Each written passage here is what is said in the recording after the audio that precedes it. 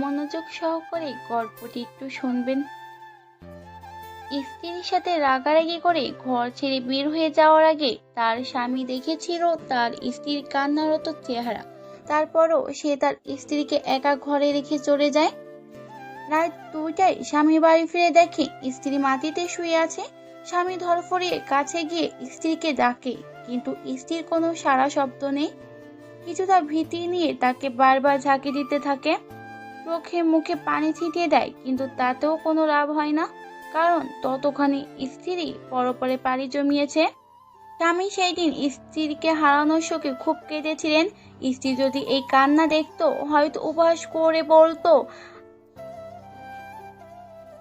আপনি জানতেন আমার অতিরিক্ত কান্না আসলে শ্বাস নিতে সমস্যা হতো, নিঃশ্বাসটা ক্রমে বন্ধ হয়ে আসতে চাইতো, 2বার স্ট্রোকও হয়েছিল, তবু আপনি আমার একা রেখে চলে গেছিলেন।